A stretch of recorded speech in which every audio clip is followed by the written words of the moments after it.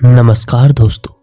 आज मैं आपके लिए लेकर आया हूं मुंशी प्रेमचंद्र जी द्वारा लिखित कहानी तेतर। कहानी को आप आखिर तक जरूर सुने। आखिर वही हुआ जिसकी आशंका थी, जिसकी चिंता में घर के सभी लोग विशेषतः प्रसूता पड़ी हुई थी। 3 पुत्रों के पश्चात कन्या का जन्म हुआ। माता सौर में सूख गए, पिता बाहर आंगन में सूख गए और पिता की वृद्धा माता सौर द्वार पर सूख गई। अनर्थ, महा अनर्थ, भगवान ही कुशल करे तो हो। यह पुत्री नहीं राक्षसी है। इस अभागिनी को इसी घर में आना ही था तो कुछ दिन पहले क्यों ना आई। भगवान 7वें शत्रु के घर भी तेतर का जन्म ना दे। पिता का नाम था पंडित दामोदर दत्त। शिक्षित आदमी थे, शिक्षा विभाग ही में नौकर भी थे। मगर इस संस्कार को कैसे मिटा देते जो परंपरा से हृदय में जमा हुआ था कि तीसरे बेटे की पीठ पर होने वाली कन्या अभागिनी होती है। या पिता को लेती या माता को या अपने को। उनकी वृद्धा माता लगी नवजात कन्या को पानी पी पी कर कोसने।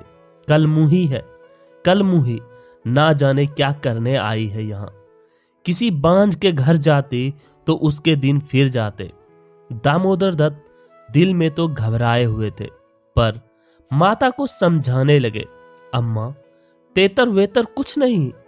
भगवान की जो इच्छा होती है वही होता है। ईश्वर चाहेंगे तो सब कुशल ही होगा। गाने वालियों को बुला लो। नहीं, लोग कहेंगे 3 बेटे हुए तो कैसे फूली फिरती थी। एक बेटी हो गई तो घर में कुहराम मच गया। माता, अरे बेटा, तुम क्या जानो इन बातों को। मेरे सिर तो बीत चुकी है, प्राण नाहों में समाया हुआ है।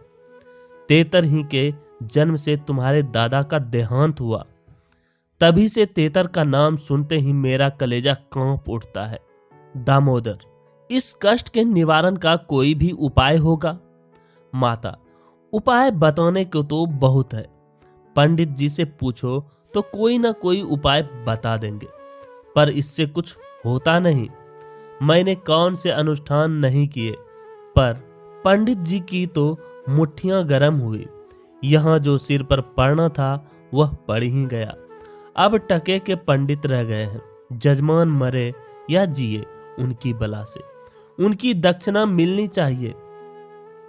लड़की दुबली पतली भी नहीं है, तीनों लड़कों से हृष्ट पुष्ट है।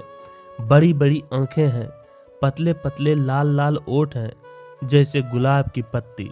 गोरा चिट्टा रंग है, लंबी सी नाक। कलमुही नहलाते समय रोई भी नहीं, टुकुर टुकुर ताकती रही। यह सब लक्षण कुछ अच्छे थोड़ी ही है। दामोदर दत्त के तीनों लड़के सांवले थे, कुछ विशेष रूपवान भी ना थे। लड़की के रूप का बखान सुनकर उनका चित्त कुछ प्रसन्न हुआ। बोले, अम्मा जी, तुम भगवान का नाम लेकर गाने वालियों को बुला भेजो। गाना बजाना होने दो। भाग्य में जो कुछ है वह तो होगा ही। माता जी तो हुलसता नहीं। करूं क्या दामोदर, गाना न होने से कष्ट का निवारण तो होगा नहीं कि हो जाएगा। अगर इतने सस्ते जान छूटे तो न कराओ गाना। माता, बुलाए लेती हूं बेटा, जो कुछ होना था वह तो हो गया। इतने में दाई ने सौर में से पुकार कर कहा, बाबूजी कहती है गाना वाना कराने का काम नहीं है। माता, भला उनसे कहो चुप बैठी रहे, बाहर निकलकर मनमानी करेगी। 12 ही दिन है, बहुत दिन नहीं है। बहुत इतराती फिरती थी, यह ना करूंगी वह ना करूंगी। देवी क्या है देवता क्या है, मर्दों की बातें सुनकर वही रट लगाने लगती थी। तो अब चुपके से बैठती क्यों नहीं? मैं तो तेतर को अशुभ नहीं मानती और सब बातों में मेमों की बराबर करती है, तो इस बात में भी करे। यह कहकर माताजी ने नाइज को भेजा कि जाकर गाने वालियों को बुला ला, पड़ोस में भी कहती जाना। सवेरा होते ही बड़ा लड़का सोकर उठा और आंखें मलता हुआ जाकर दादी से पूछने लगा, बड़ी अम्मा, कल अम्मा को क्या हुआ? माता, लड़की तो हुई है। बालक खुशी से उछलकर बोला, ओहो, पैजनियां पहन पहन कर छुन छुन चलेगी, जरा मुझे दिखा तो दो दादी जी। माता, अरे क्या सौर में जाएगा, पागल हो गया है क्या? लड़के की उत्सुकता न मानी, सौर के द्वार पर जाकर खड़ा हो गया और बोला, अम्मा जरा बच्ची को मुझे दिखा दो। दाई ने कहा, बच्ची अभी सोती है। बालक, जरा दिखा दो। गोद में लेकर दाई ने कन्या उसे दिखा दी तो वहां से दौड़ता हुआ अपने छोटे भाइयों के पास पहुंचा और उन्हें जगा जगा कर खुशखबरी सुनाई।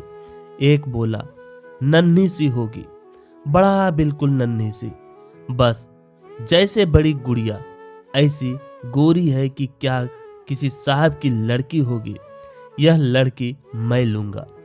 सबसे छोटा बोला, हमको भी दिखा दो। तीनों मिलकर लड़की को देखने आए और वहां से बंगले बजाते उछलते कूदते बाहर आए। बड़ा, देखा कैसी है? मंझला, कैसे आंख बंद किए पड़ी थी। छोटा, इसे हमें तो देना। बड़ा, खूब द्वार पर बारात आएगी, हाथी घोड़े बाजे आतिशबाजी। मंझला और छोटा ऐसे मग्न हो रहे थे मानो वह मनोहर दृश्य आंखों के सामने है। उनके सरल नेत्र मनोल्लास से चमक रहे थे। मंझला बोला, फुलवरियां भी होगी। छोटा, हम भी फूल लेंगे। छठी भी हुई, बरही भी हुई, गाना बजाना, खाना खिलाना, देना दिलाना सब कुछ हुआ, पर रस्म पूरी करने के लिए दिल से नहीं, खुशी से नहीं, लड़की दिन दिन दुर्बल और अस्वस्थ होती जाती थी। माँ उसे दोनों वक्त अफीम खिला देती और बालिका दिन और रात नशे में बेहोश पड़ी रहती। जरा भी नशा उतरता तो भूख से विकल होकर रोने लगती। माँ कुछ ऊपरी दूध पिलाकर अफीम खिला देती। आश्चर्य की बात तो यह थी कि अब की उसकी छाती में दूध ही नहीं उतरा। यूं भी उसे दूध देर से उतरता था, पर लड़कों की बेर उसे नाना प्रकार की दूधवर्धक औषधियां खिलाई जाती। बार बार शिशु को छाती से लगाया जाता, यहाँ तक कि दूध उतर ही आता था, पर अब की यह आयोजनाएं ना की गई। फूल सी बच्ची कुम्हलाती जाती थी। माँ तो कभी उसकी ओर ताकती भी ना थी। हाँ, नाइन कभी चुटकियां बजाकर चुमकारती तो शिशु के मुख पर ऐसी दयनीय, ऐसी करुण वेदना अंकित दिखाई देती कि वह आंखें पोंछती हुई चली जाती थी। बहू से कुछ कहने सुनने का साहस न पड़ता। बड़ा लड़का सिद्धू बार बार कहता, अम्मा बच्ची को दो बाहर से खिला लाओ, पर माँ उसे झिड़क देती थी। 3-4 महीने हो गए। दामोदर दत्त रात को पानी पीने उठे तो देखा कि बालिका जाग रही है। सामने ताक पर मीठे तेल का दीपक जल रहा था। लड़की टकटकी बांधे उसी दीपक की ओर देखती थी और अपना अंगूठा चूसने में मग्न थी। चुभ चुभ की आवाज आ रही थी। उसका मुख मुरझाया हुआ था, पर वह न रोती थी न हाथ पैर फेंकती थी। बस अंगूठा पीने में ऐसे मग्न थी मानो उसमें सुधा रस भरा हुआ है। वह माता के स्तनों की ओर मुंह भी नहीं फेरती थी, मानो उसका उन पर कोई अधिकार नहीं, उसके लिए वहां कोई आशा नहीं। बाबू साहब को उस पर दया आई। इस बेचारी का मेरे घर जन्म लेने में क्या दोष है? मुझ पर या इसकी माता पर जो कुछ भी पड़े, उसमें इसका क्या अपराध? हम कितनी निर्दयता कर रहे हैं कि कुछ कल्पित अनिष्ट के कारण उसका इतना तिरस्कार कर रहे हैं। माना कि कुछ अमंगल हो भी जाए तो क्या उसके भय से इसके प्राण ले लिए जाएंगे? अगर अपराधी है तो मेरा प्रारब्ध है। इस नन्हे से बच्चे के प्रति हमारी कठोरता क्या ईश्वर को अच्छी लगती होगी? उन्होंने उसे गोद में उठा लिया और उसका मुख चूमने लगे। लड़की को कदाचित पहली बार सच्चे स्नेह का ज्ञान हुआ। वह हाथ पैर उछालकर गूं गूं करने लगी और दीपक की ओर हाथ फैलाने लगी। उसे जीवन ज्योति सी मिल गई। प्रातःकाल दामोदर दत्त ने लड़की को गोद में उठा लिया और बाहर लाए। स्त्री ने बार बार कहा, उसे पड़ी रहने दो, ऐसी कौन सी बड़ी सुंदर है। अभागिन रात दिन तो प्राण खाती रहती है, मर भी नहीं जाती कि जान छूट जाए। किंतु दामोदर दत्त ने न माना। उसे बाहर लाए और अपने बच्चों के साथ बैठकर खिलाने लगे। उनके मकान के सामने थोड़ी सी जमीन पड़ी हुई थी। पड़ोस के किसी आदमी की एक बकरी उसमें आकर चरा करती थी। इस समय भी वह चर रही थी। बाबू साहब ने बड़े लड़के से कहा, सिद्धू जरा उस बकरी को पकड़ो तो इसे दूध पिलाएं, शायद भूखी है बेचारी। देखो तुम्हारी नन्ही सी बहन है ना, इसे रोज हवा में खिलाया करो। सिद्धू को दिल लगे हाथ आए। उसका छोटा भाई भी दौड़ा। दोनों ने घेर कर बकरी को पकड़ा और उसका कान पकड़े हुए सामने लाए। पिता ने शिशु का मुंह बकरी के थन में लगा दिया। लड़की चुबलाने लगी और एक क्षण में दूध की धार उसके मुंह में जाने लगी, मानो टिमटिमाते दीपक में तेल पड़ जाए। लड़की का मुख खिल उठा। आज शायद पहली बार उसकी क्षुधा तृप्त हुई थी। वह पिता की गोद में हुमक हुमक कर खेलने लगी। लड़कों ने भी उसे खूब नचाया कुदाया। उस दिन से सिद्धू को मनोरंजन का एक नया विषय मिल गया। बालकों को बच्चों से बहुत प्रेम होता है। अगर किसी घोंसले में चिड़िया का बच्चा देख पाए तो बार बार वहां जाएंगे, देखेंगे कि माता बच्चे को कैसे दाना चुगाती है, बच्चा कैसे चोंच खोलता है, कैसे दाना लेते समय परों को फड़फड़ाकर चें चें करता है। आपस में बड़े गंभीर भाव से उसकी चर्चा करेंगे। अपने अन्य साथियों को ले जाकर उसे दिखाएंगे। सिद्धू ताक में लगा रहता। ज्यों ही माता भोजन बनाने या स्नान करने जाती, तुरंत बच्ची को लेकर आता और बकरी को पकड़कर उसके थन में शिशु का मुंह लगा देता। कभी दिन में 2-2, 3-3 बार पिलाता। बकरी को भूसी चौकर खिलाकर ऐसा पर्चा लिया कि वह स्वयं चौकर के लोभ से चली आती और दूध देकर चली जाती। इस भांति कोई 1 महीना गुजर गया। लड़की हृष्ट पुष्ट हो गई, मुख पुरुष के समान विकसित हो गया, आंखें जग उठी। शिशु काल की सरल आभा मन को हरने लगी। माता उसे देख देख कर चकित होती थी कि किसी से कुछ कह तो न सकती, पर दिल में उसे आशंका होती कि अब वह मरने को नहीं, हम ही लोगों के सिर जाएगी। कदाचित ईश्वर इसकी रक्षा कर रहे हैं। अभी तो दिन दिन निखरती आती है। नहीं, अब तक ईश्वर के घर पहुंच गई होती। मगर दादी माता से कहीं ज्यादा चिंतित थी। उसे भ्रम होने लगा कि वह बच्ची को खूब दूध पिला रही है, सांप को पाल रही है, शिशु की ओर आंख उठाकर भी ना देखती। यहाँ तक कि एक दिन कह बैठी, लड़की का बड़ा छोह करती हो। हाँ भाई, माँ हो कि नहीं, तुम ना छोह करोगी तो कौन करेगा। अम्मा जी, ईश्वर जानते हैं जो मैं इसे दूध पिलाती हूँ। अरे तो मैं मना थोड़े ही करती हूँ। मुझे क्या गरज पड़ी है कि मुफ्त में अपने ऊपर पाप लूं। कुछ मेरे सिर तो जाएगी नहीं। अब आपको विश्वास ही न आए तो कोई क्या करे। मुझे पागल समझती हो? वह हवा पीकर ऐसी हो रही है। भगवान जाने अम्मा, मुझे तो आप अचरज होता है।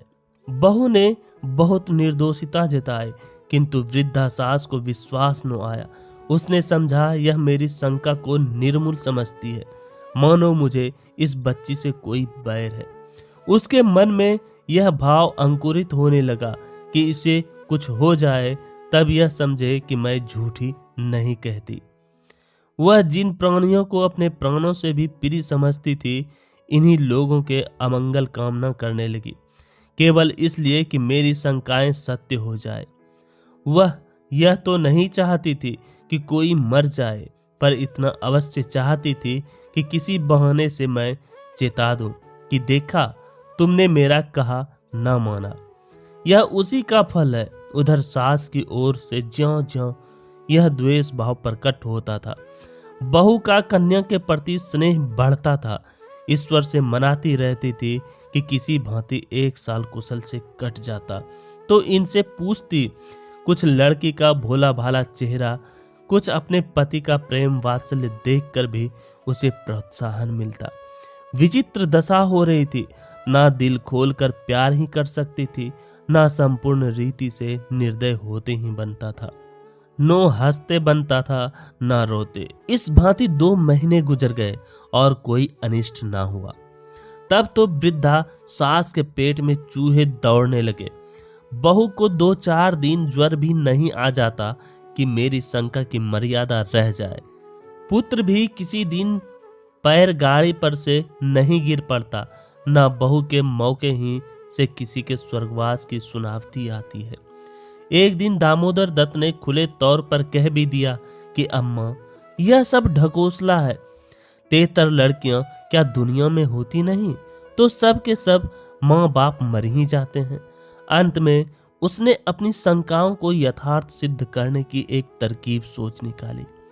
एक दिन दामोदर दत्त स्कूल से आए थे तो देखा कि अम्मा जी खाट पर अचेत पड़ी हुई है। स्त्री अंगीठी में आग रखे उनकी छाती सेक रही है और कोठरी के द्वार और खिड़कियां बंद हैं। घबराकर कहा, अम्मा जी क्या दशा है?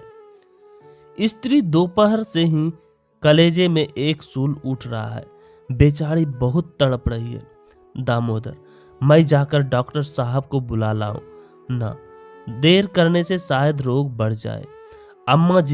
अम्मा जी कैसी तबीयत है? माता ने आंखें खोली और कराहते हुए बोली, बेटा तुम आ गए, अब ना बचूंगी। हाय भगवान, अब ना बचूंगी। जैसे कोई कलेजे में बरछी चुभा रहा हो। ऐसी पीड़ा कभी नहीं हुई थी। इतनी उम्र बीत गई, ऐसी पीड़ा नहीं हुई। स्त्री, यह कलमुही छोकरी ना जाने किस मनहूस घड़ी में पैदा हुई। सास, बेटा सब भगवान करते हैं, यह बेचारी क्या जाने। देखो मैं मर जाऊं तो उसे कष्ट मत देना। अच्छा हुआ मेरे सिर आई। किसी के सिर तो जाते ही मेरे सिर ही सही। हाय भगवान, अब ना बचूंगी। दामोदर जाकर डॉक्टर बुला लाओ, अभी लौट आता हूँ। माता जी को केवल अपनी बात की मर्यादा निभानी थी, रुपये न खर्च कराने थे। बोली, नहीं बेटा, डॉक्टर के पास जाकर क्या करोगे? अरे वह कोई ईश्वर है? डॉक्टर अमृत पिला देगा, 10-20 वह भी ले जाएगा।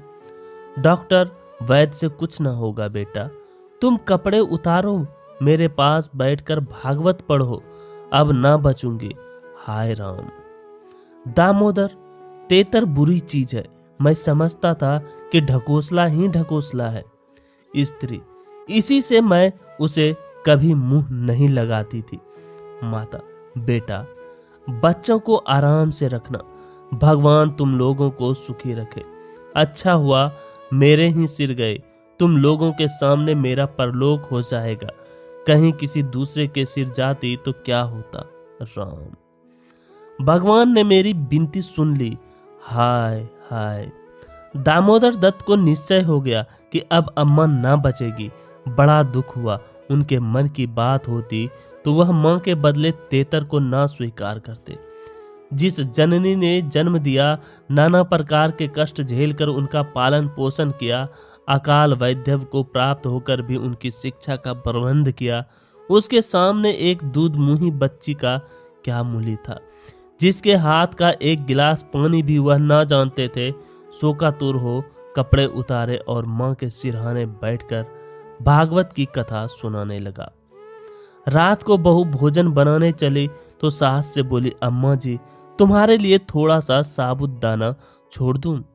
माता ने व्यंग करके कहा, बेटी अन्न बिना ना मारो, भला साबूदाना मुझसे खाया जाएगा?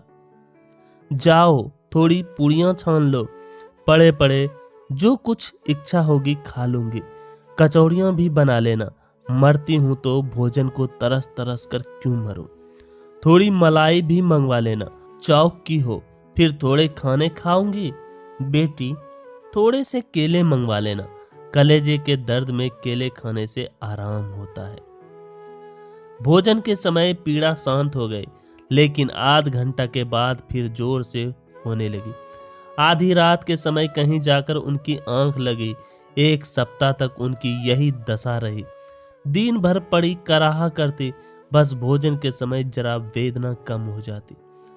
दामोदर दत्त सिरहाने बैठे पंखा झेलते और मातृवियोग के आगत शोक से रोते। घर की मेहरी ने मोहल्ले भर में यह खबर फैला दी। पड़ोसी ने देखने आए तो सारा इल्जाम बालिका के सिर गया। एक ने कहा, यह तो कहो कड़ी कुशल हुई कि बुढ़िया के सिर गए, नहीं तो तेतर माँ बाप 2 में से एक को लेकर तभी शांत होती है। देव ना करे कि किसी के घर तेतर का जन्म हो।